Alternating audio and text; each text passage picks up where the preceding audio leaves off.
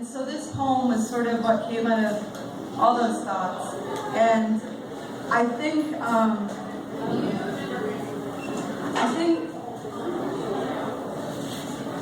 wondering if I should just read the poem. I think I'm going to just read the poem because I think I'm just going to repeat myself if I start talking about it.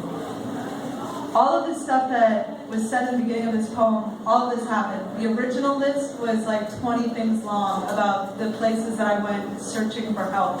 And I might have to do a long version just because some of it was really hysterical. But anyway, thanks for listening. The nutritionist said I should eat root vegetables. Said if I could get down 13 turnips a day, I would be grounded, rooted. Said my head would not keep flying away to where the darkness lives. The psychic told me my heart carries too much weight.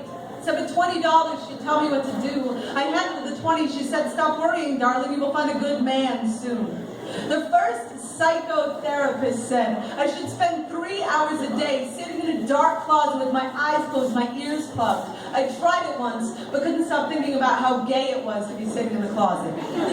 The yogi told me to stretch everything but the truth.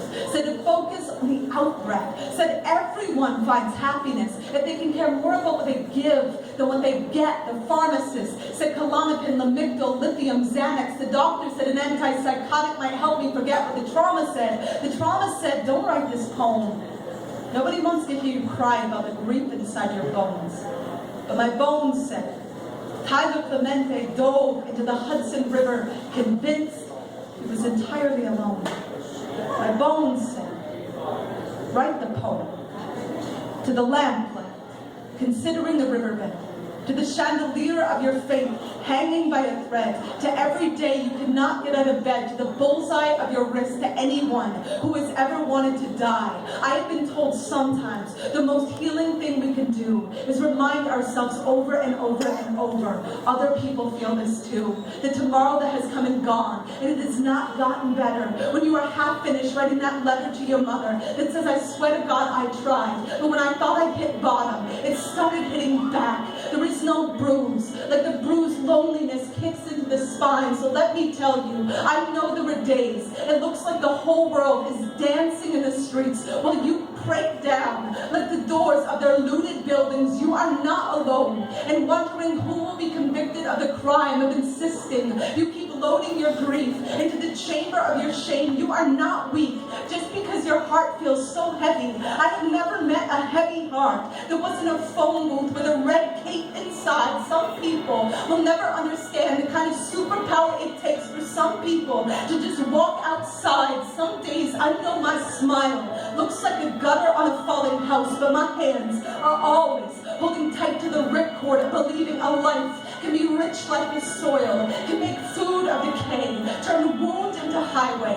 Pick me up in a truck with that bumper sticker that says it is no measure of good health to be well adjusted to a sick society. I have never trusted anyone with a pulled back bow on my spine the way I trust the ones who come undone at the throat, screaming for their pulse to find a fight to pound. 4 nights before Tyler Clemente jumped from the George Washington Bridge, I was sitting in a hotel room in my own town, calculating exactly what I had to swallow to keep a bottle of sleeping pills down. What I know about living is the pain is never just ours. Every time I hurt, I know the wound is an echo, so I keep listening for the moment when the grief becomes a window, when I can see what I couldn't see before through the glass of my most battered dream. I watched a dandelion lose its mind in the wind, and when it did, it scattered 1,000 seeds. So the next time I tell you how easily I come out of my skin, don't try to put me back in. Just say, here we are, together at the window, aching for it to all get better, but knowing there is a chance. Our hearts may have only just skinned their knees, knowing there is a chance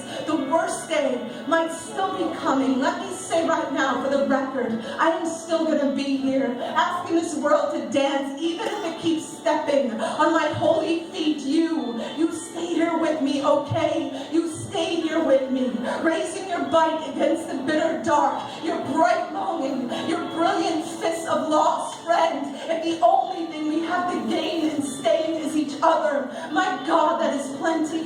My God, that is enough. My God, that is so much for the light to give. Each of us at each other's backs, whispering over and over and over, live, live, live. Thank you so much. Have a wonderful night.